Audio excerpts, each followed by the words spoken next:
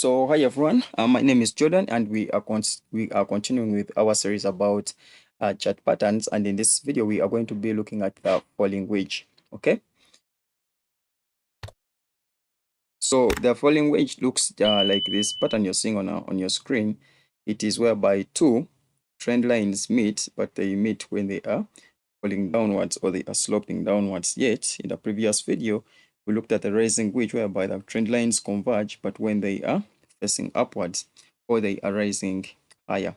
So you can see the trade here on this pattern. We can form this falling wedge on this downtrend, or we can form this falling wedge on an uptrend. Okay. So in a wedge chart pattern, we get two trend lines and they converge. To converge means to meet.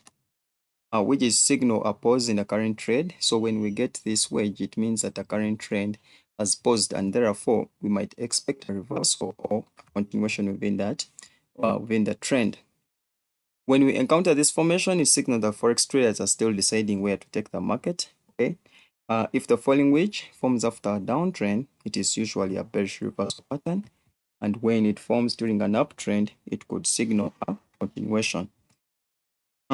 A falling wedge formed after downtrend normally leads to a reversal, and then a falling wedge formed after an uptrend typically results into a continuation.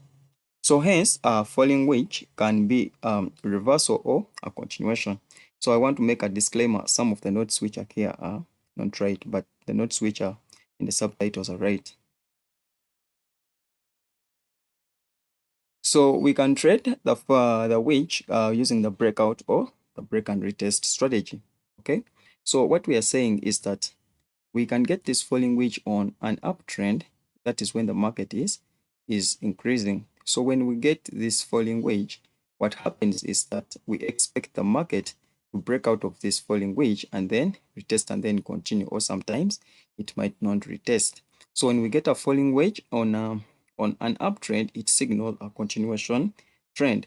But on the other hand, we can get this falling wedge on a downtrend. So when we form this falling wedge on a downtrend, it shows that there is a reduction in momentum of the bears to keep pushing the market downwards. So what happens is that the market will come and then consolidate within the wedge and then break the upper trend line of the wedge, and then sometimes retest or sometimes does not retest, and then it reverses into the bullish trend. Okay.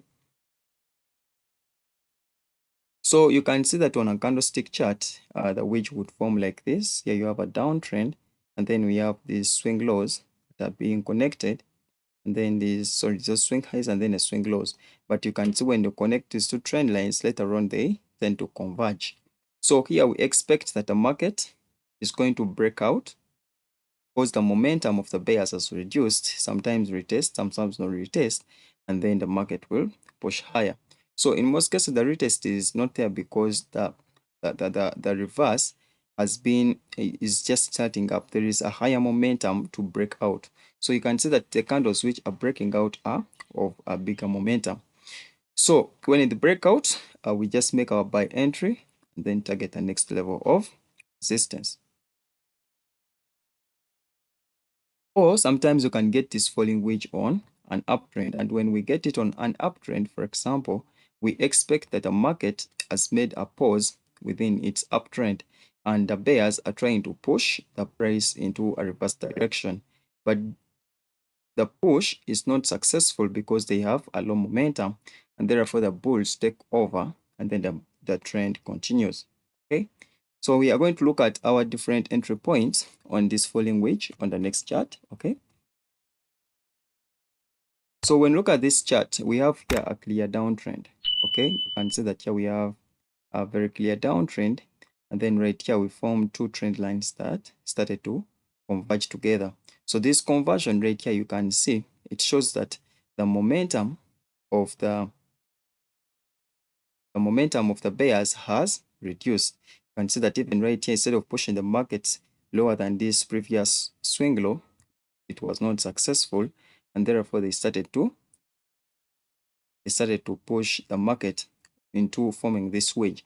And when they form this wedge, it shows that the momentum of the people who are controlling this downtrend, in this case the bears, has reduced, and the reduction of that momentum leads to a market control by the bulls, and therefore the market will eventually reverse. So when we get this falling wedge on a downtrend, we expect that we are going to reverse into an uptrend. Okay, so right here we wait for a candle that closes entirely above the wedge. So here we wait for a candle that closes entirely below the wedge. For example, if this is our wedge, okay, here we are coming from maybe a downtrend. So that is, here we are coming from a downtrend, okay, and then we form this falling wedge. What we do is that we wait for a candle that closes entirely out of this, out of the pattern. So wait for a candle that will close entirely above this pattern. So if the candle closes above, then we can be able to make an entry. We are doing so because we want to avoid false breakouts. So for example, if you have your falling wedge like this, and then a candle breaks out from the wedge, and then it closes above this upper trend line, we don't make a trade. We just wait for a candle that closes entirely above the wedge to avoid false breakouts. Okay, so here you can see that this candle is the candle which broke out entirely. Its entire body is out of this sloping trend line, and therefore we could make our buy order from here. Our first target profit is around here, and then the next take profit is around there, or on this level of resistance, support, sorry. Okay, so that is how we trade the falling wedge. Number one, if you connect these two trend lines, the upper one and then the lower ones, and they tend to converge later on, you just wait for a breakout out of that pattern. So when the breakout happens, you make a buy entry point, sorry, a buy entry order, the next level of resistance, and then you also make another order which will come and shoot here to the next take profit. Okay, so that is how we trade this bullish reversal pattern. So on this chart, we are going to be looking at a different format of trading this falling wedge. You can see that here we are having a clear uptrend. It is shooting off. And then right here, we started to form this wedge. So when we form this wedge, you can see that here we have a falling wedge, and we said that when we have a falling wedge on an uptrend, it shows that a market is having a short-term rest, and therefore it will have to continue into its uptrend.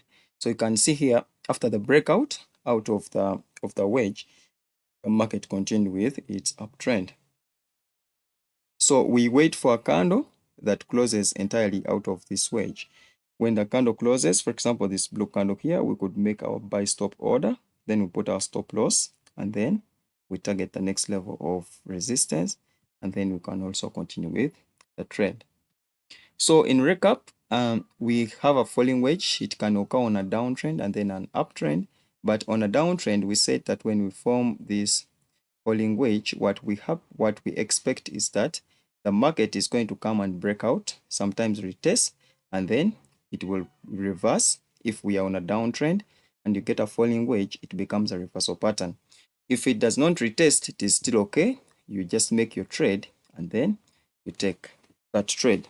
Okay, so on a downtrend, we expect a reversal. But if you are having an uptrend, for example, like this one, and then we get our falling wedge, okay, it shows that there is a short-term control of the bears but within the market. But due to these insignificant patterns, for example, this low and this low are significant, but in the wedge they are not significant like you're seeing here. So the bulls will finally take control of the market and then break out of the wedge. When they break out, we just make our buy entry point and then catch the wave up. So that is how we can trade this falling wedge pattern. And we have agreed that in a downtrend, it leads to a change in trend, and then in an uptrend, it leads to a continuation. So thank you so much for watching this video. I'll see you in the next video. Do not forget to subscribe to the channel for more videos like this and for support. My name is Jordan. Bye bye.